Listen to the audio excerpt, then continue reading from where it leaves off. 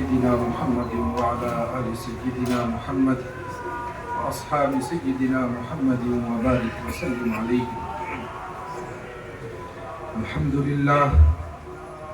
لله وكفى وسلام على عباده الذين اصطفى. أما بعد، أعوذ بالله من الشيطان الرجيم. بسم الله الرحمن الرحيم. سنريهم آياتنا في الآفاق وفي أنفسهم حتى يتبين لهم أنه الحق.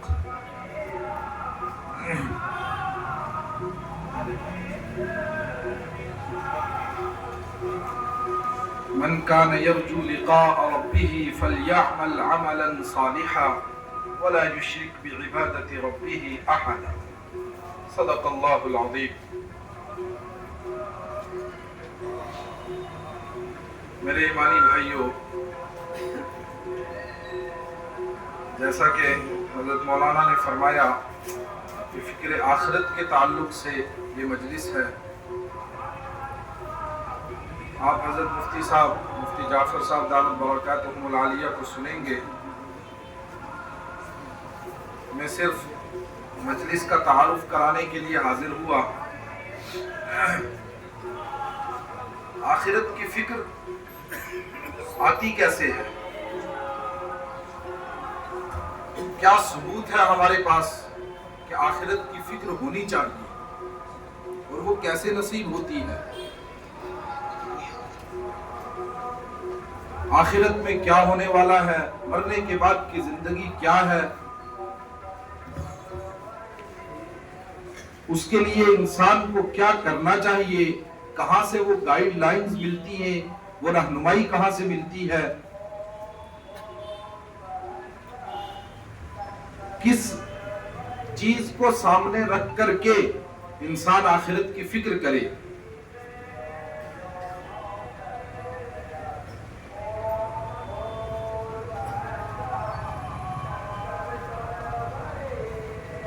آپ صلی اللہ علیہ وسلم جب نبی بن کر کے، رسول بن کر کے اس دنیا کے اندر مبعوث ہوئے، تو جو سب سے پہلا حکم حبیب کبریا صلی اللہ علیہ وسلم کو دیا گیا وہ یہ دیا گیا کہ اقرأ، آپ پڑھیے. پڑھنے کے بارے میں کہا گیا. سوال پیدا ہوا، کیا پڑھیں، کیسے پڑھیں؟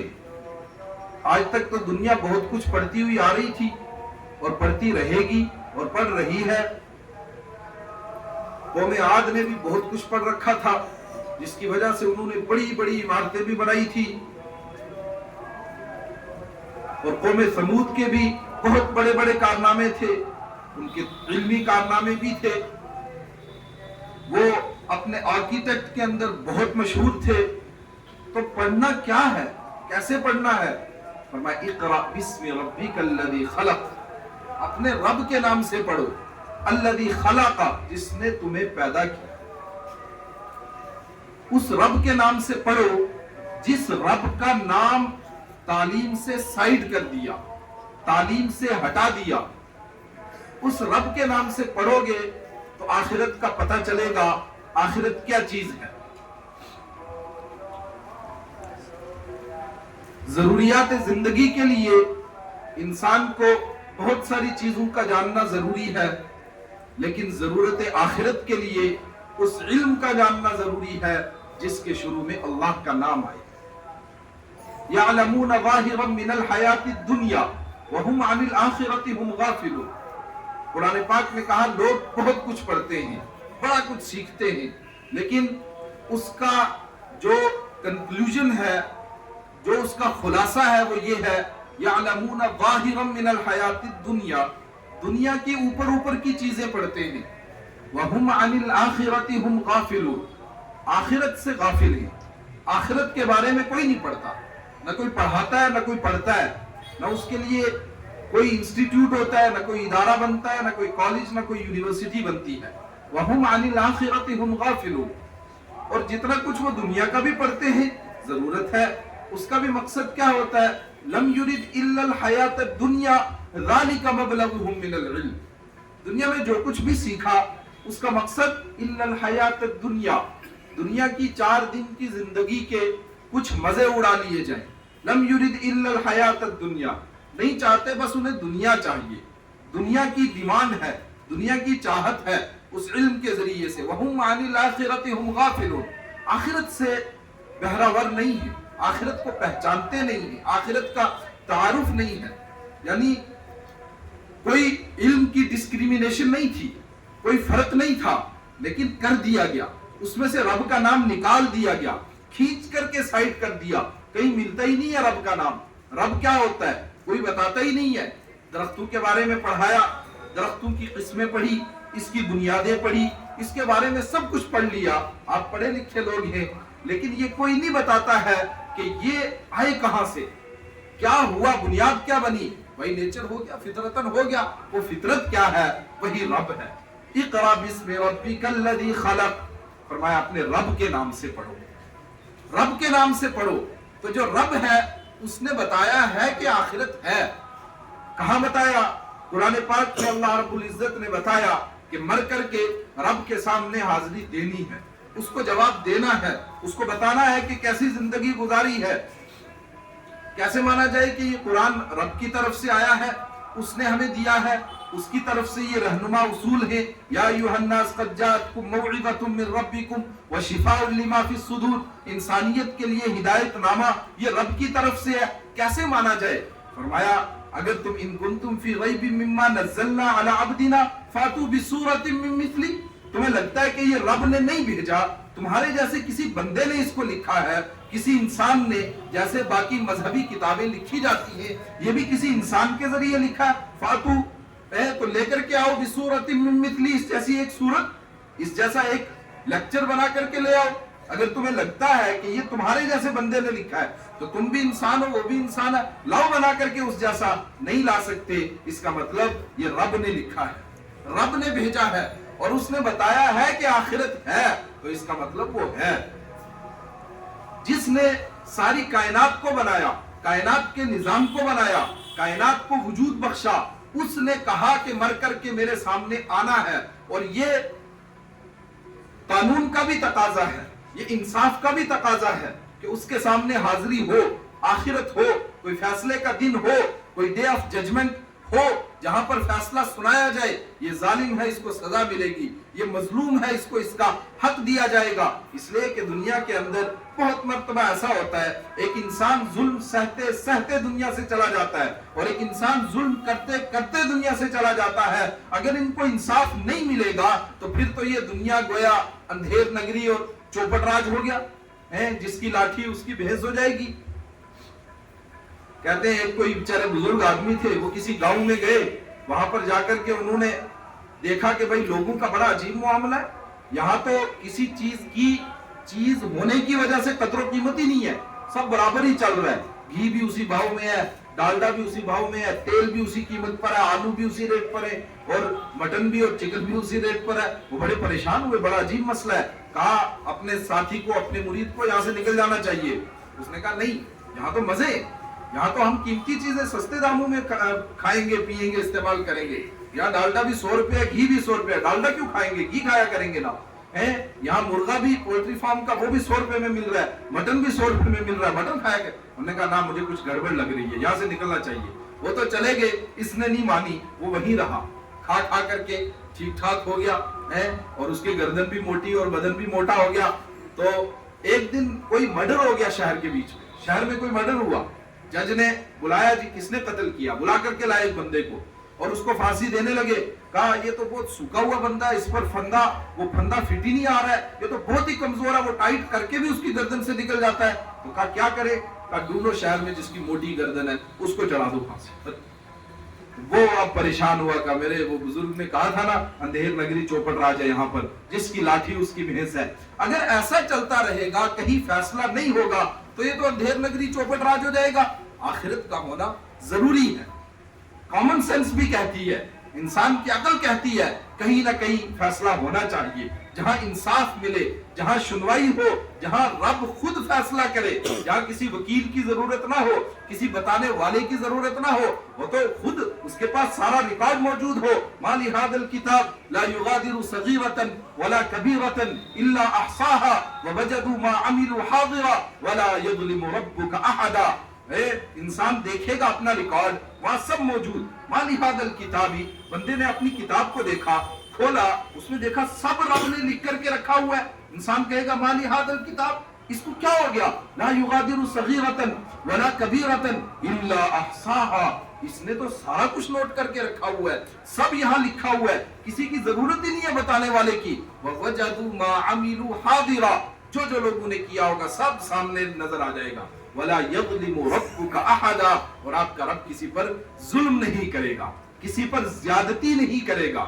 یہ وہ دن ہے، اسی کی فکر کی ہمیں ضرورت ہے کہ انسان کے ذہن کے اندر اس کی فکر لگ جائے، اور انسان کے دماغ کے اندر یہ بیٹھ جائے کہ میں نے کہیں جا کر منہ دکھانا ہے، اپنے رب کو دکھانا ہے، وہاں کسی بتانے والے کی ضرورت نہیں ہے۔ اور رات کی تاریکی کا ریکارڈ اس کے پاس ہے، دن کے اجالے کا ریکارڈ اس کے پاس ہے، سب کچھ اس کے پاس نوٹ کیا ہوا ہے۔ جب سب کچھ اس کے پاس ہے، مجھے بھی اس کے پاس جانا ہے، تو پھر انسان اس کے احکامات کے مطابق زندگی کیوں نہ گزارے، اس کے بتائے ہوئے قوانین کے مطابق زندگی کیوں نہ گزارے۔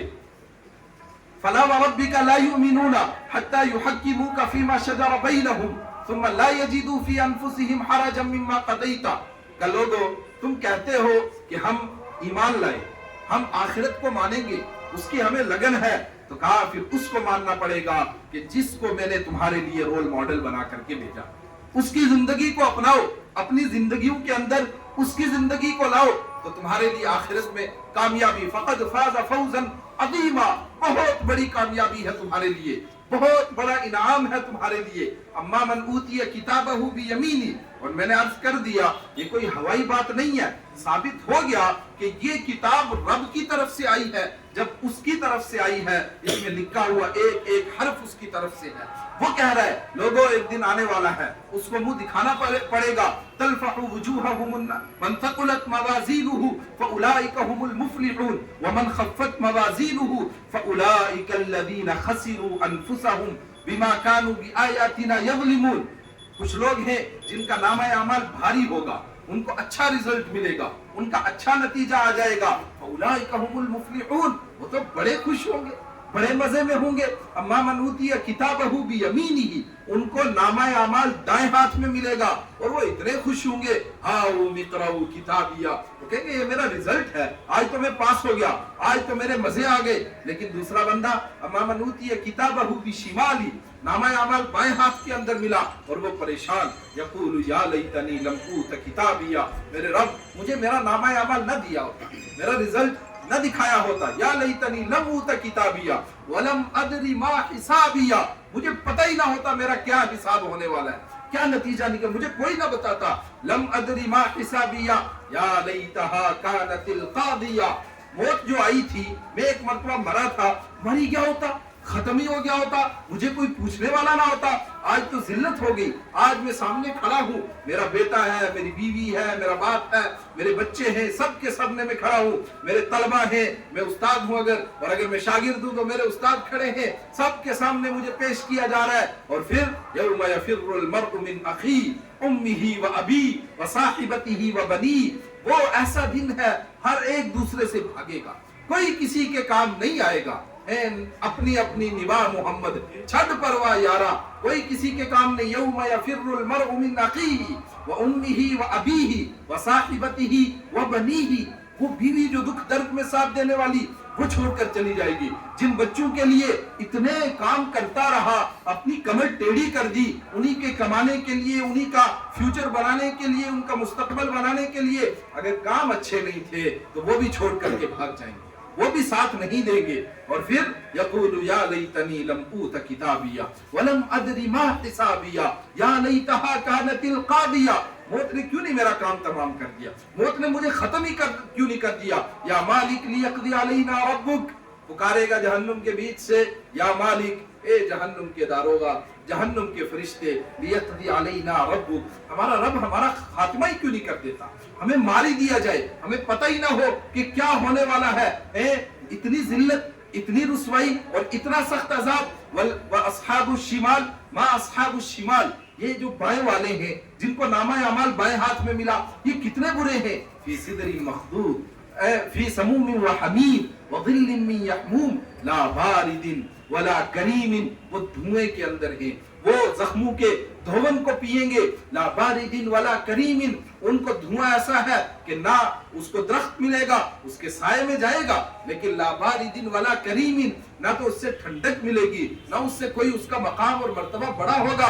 चौधरी साहब दरख्त के नीचे बैठते हैं, इज्जत बनती है, का वहां ऐसा कुछ होने वाला नहीं है। उनको खाने के लिए थोड़ कैक्टस दिया जाएगा, ज़ुक़ इन्नका, तू इसको खा और ये पानी पी, जख्मों का धोवन, कशुर्बिल हीम, प्यासे ऊंट की तरह पी। लेकिन वो जो दूसरे लोग थे ना, वो कहते हैं मौलवी साहब सिर्फ डराते ही डराते हैं। कुरान दोनों चीजें बयान करता है कि इसको सामने रखो, आखिरत की फिक्र लेकर के चलो, और फिर देखो आपका ठिकाना है कहां।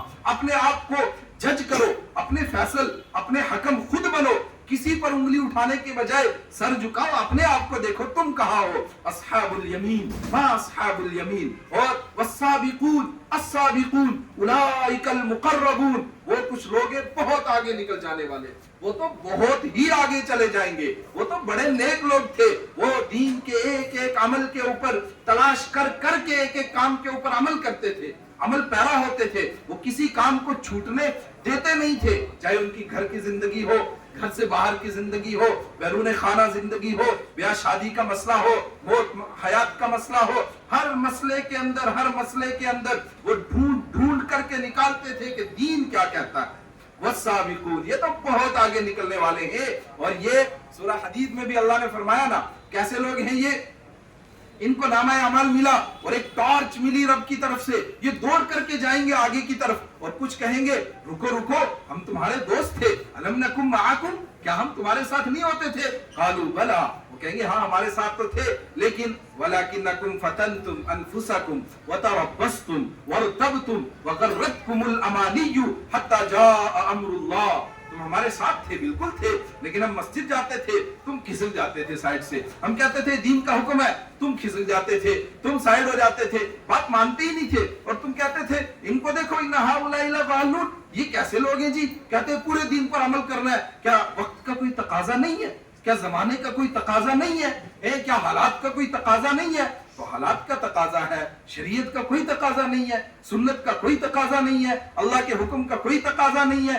कनखियों से इशारा करते थे, इन्ना हाउलाई लगालून, इनको देखो ये अजीब लोग हैं, ये कहते हैं पूरे दीन पर अमल करो, वो कैसे हम कर लेंगे, हमें हालात के साथ चलना है जी, बड़े मसाइल है। फरमाया ये तो ये कहते रहे, लेकिन ये दूसरे थे, ये आगे निकल गए, आज वो कहेंगे आगे निकल जाने वालों से रुको, हमें भी थोड़ी सी लाइट दो, हम उससे फायदा उठा ले। कालू अलम नकुम माअकुम, कालू बला वलाकिन्नकुम फतनतुम अनफुसकुम वतरब्बस्तुम, तुम थे तो सही, लेकिन दुनिया की जिंदगी ने तुम्हें धोखे में डाला हुआ, वगर्रतकुमुल अमानियु, तुम्हारी आरज़ू ने तुम्हें धोखे में डाला हुआ था, तुम्हारी उम्मीदें थी बड़ी बड़ी, ये काम हो जाए फिर दीन का काम करेंगे, बच्चे एक मरतबा सेटल हो जाए ना, फिर हम पूरे तौर पर दीन पर अमल करने वाले बन जाएंगे, एक मरतबा ये काम हो जाए फिर पूरे दीन पर अमल करेंगे। फरमाया ये तो ये कहते रहे, लेकिन वो जो आगे बढ़ जाने वाले थे, उन्होंने दुनिया को भी चलाया, दीन को भी चलाया। दीन के अंदर ऐसा नहीं है कि इंसान दुनिया को त्याग ही दे, दुनिया को छोड़ ही दे, ब्याह शादियां ही ना करे, जंगलों में जाकर के पड़ा रहे, एक तरह का कोई जुब्बा सा लगा ले और उसी के साथ चलता रहे। फरमाया ना वतबत्तल इलैहि तबतीला, हाथ तो कामों में लगे रहे, आपके दिल में रब की याद होनी चाहिए, उसके अहकामात को पूरा करने की लगन होनी चाहिए, तड़प होनी चाहिए, उसके अहकामात को पूरा करने में आप लगे रहे। उसके बाद आप दुनिया का कोई भी काम करें, आप कारोबार करें, आप मुलाजमत करें, आप शादी करें, आपके भी बच्चे हों, आपका घर बार हो, आपका मकान हो, आपकी जायदाद हो, जागीर हो, सब कुछ हो, लेकिन दीन फर्स्ट प्रायोरिटी होना चाहिए, दीन पहली तरजीह होना चाहिए। जब दीन पहले नंबर पर नहीं होगा तो फरमाए सारी चीजें इंसान के लिए वबाले जान बन जाएंगी। لیکن اگر دین پہلے نمبر پر ہے یہ ساری چیزیں جنت میں جانے کے لیے اس کے معاون بنیں گے, مددگار بن جائیں گے. پھر وہ ان میں سے ہوگا والسابقون السابقون اولئک المقربون, یہ تو آگے بڑھنے والے لوگ ہیں, یہ تو بہت ہی نیک لوگ ہیں, ان کی بات ہی کیا ہے. اور دوسرے اصحاب الیمین, اصحاب الیمین دائیں ہاتھ والے ہیں, کچھ دائیں طرف والے ہیں, عرش کے دائیں طرف ہے وہ, ان کو نامہ اعمال دائیں ہاتھ میں ملے گا. وہ کتنے زبردست ہے. فی صدر مخضود, اللہ ہمیں کم سے کم ان میں سے بنا دے. سب کہیں آمین بھائی. والسابق اصحاب الیمین ما فی صدر مخضود وطلح منضود وظل ممدود وماء مسکوب وفاکہۃ کثیرہ لا مقطوعۃ ولا ممنوعۃ وفرش مرفوعۃ. قرآن پاک کہہ رہا ہے, کوئی ہوائی باتیں نہیں, کوئی قصے کہانیاں نہیں. قرآن کہہ رہا ہے کہ یہ ہے تمہارا نتیجہ, یہ یہاں پہنچنے والے ہو تم دائیں والے ہو, تم دائیں طرف ہو. فی سموم وحمیم وظل من یحموم, فی صدر مخضود, بڑے بڑے سایوں کے اندر ہوں گے. وطلح منضود, اور فروٹس کا ڈھیر لگا ہوا ہے, انبار لگا ہوا ہے, جو چاہو گے فوراً سامنے آئے گا, کھاؤ مزے لے لے کر کے. لیکن اس کے لیے شرط ہے, پہلے رب کی مانو, پہلے اس کے بتائے ہوئے احکامات پر عمل کرو, اس کے مطابق زندگی گزارو, اس کے احکامات کو جیسے بتائے گئے ہیں اس کے مطابق جینا سیکھو. اور پھر یہ فکر ہو, یہ لگن ہو کہ آخرت میں رب کو منہ دکھانا ہے, مر کر کے اس کے پاس جانا ہے. این المفر, کہاں بھاگے جا رہے ہو, کہاں جاؤ گے, وہیں جانا ہے. جب جانا اس کے پاس ہے تو پھر انسان کوئی اور کام کرے کیوں. جب جانا اس کے پاس ہے, راضی اس کو کرنا ہے, خوش اس کو کرنا ہے, تو اس کی تو ماننی پڑے گی, اس کے بتائے ہوئے احکامات کے مطابق زندگی گزارنی پڑے گی. اگر انسان چاہے کہ رب بھی راضی ہو, حبیب کبریا صلی اللہ علیہ وسلم کی شفاعت بھی مجھے ملے, حوض کوثر سے جامع کوثر بھی ملے, لیکن میں باتیں نہیں مانوں گا, ان کی باتیں نہیں مانوں گا, عشق رسول کا دعویٰ تو میرا ہوگا, لیکن میں اس کے مطابق زندگی گزارنے کے لیے تیار نہیں ہوں, کیسے مانا جائے گا کہ یہ عاشق رسول ہے. اور ربیع الاول کا مہینہ آ رہا ہے, حبیب کبریا بلکہ آ ہی گیا ایک دن میں, آپ صلی اللہ علیہ وسلم کی سیرت کو بہت بیان کیا جائے گا, ہم اور آپ سنیں گے. عشق رسول نام کس چیز کا ہے, آپ صلی اللہ علیہ وسلم کے ساتھ محبت کس چیز کا نام ہے.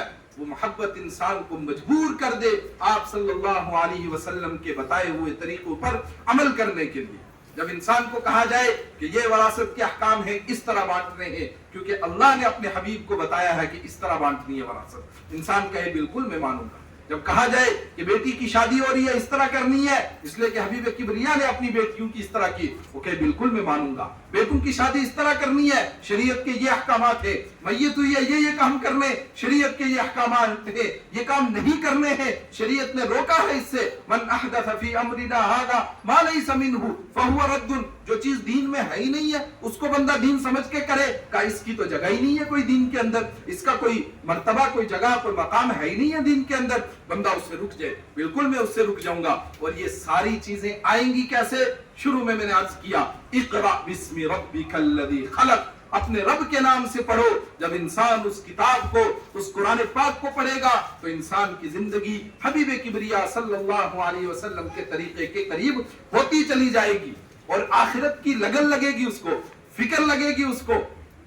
اور دوسری یہ بات کہ ہم کیسے دوسروں تک یہ پیغام پہنچائیں کہ آخرت بھی کوئی چیز ہے, اس کی فکر کے لیے کیسے بندہ اندر سے مجبور ہو جائے, وہ مانے بغیر رہ ہی نہ سکے.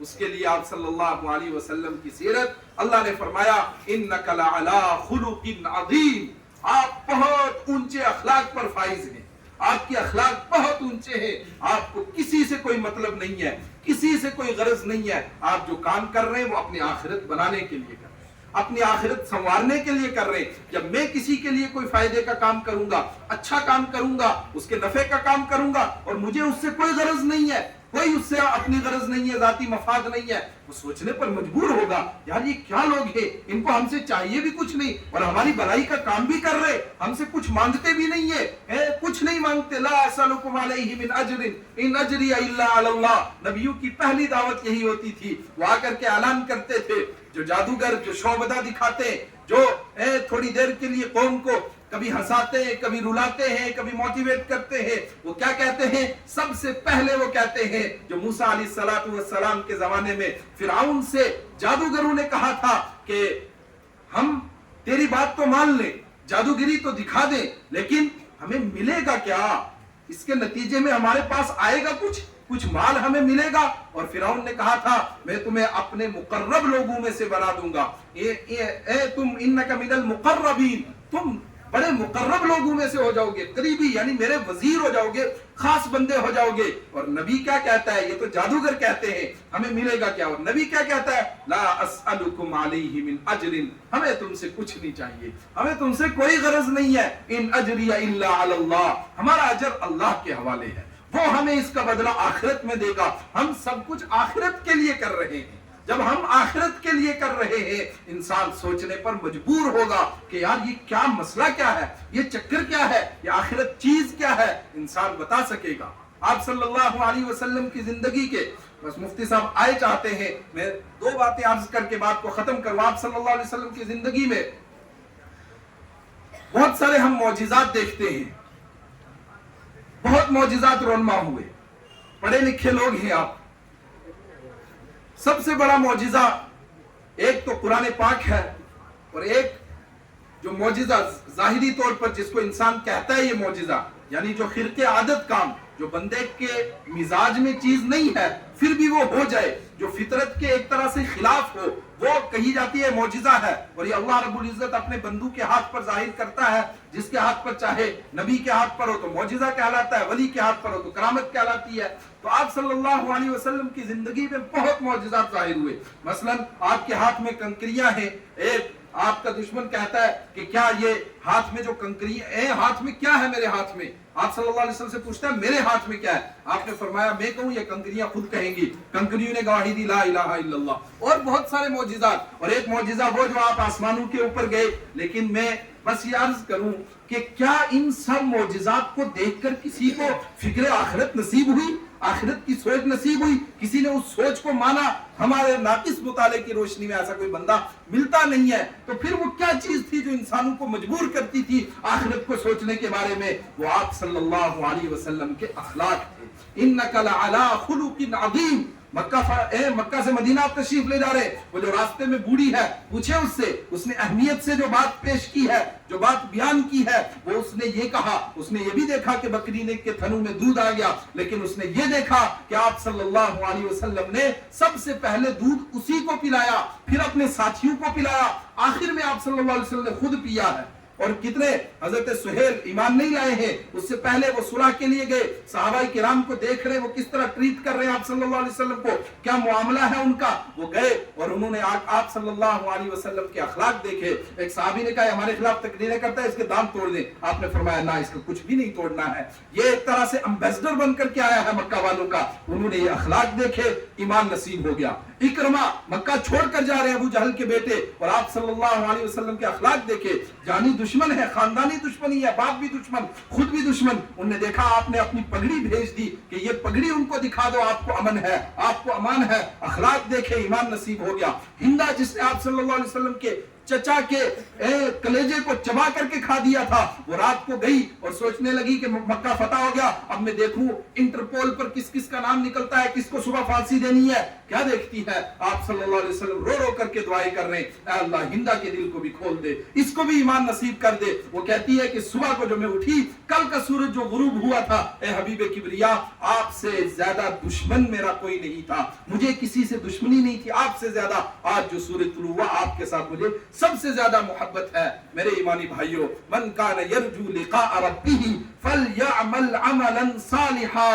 جس بندے کو لگتا ہے، جو بندہ یہ عقیدہ رکھتا ہے رب کے ساتھ ہمیں ملنا ہے، رب کو منہ دکھانا ہے، اس کو چاہیے کہ وہ نیک ہی کام کرے. جے تو یار سجن نو ملنا تم اللہ گل سجن دی، جے تو مرضی اپنی کرنی تا پھر گل نہیں بننی. وآخر دعوانا ان الحمدللہ رب العالمین.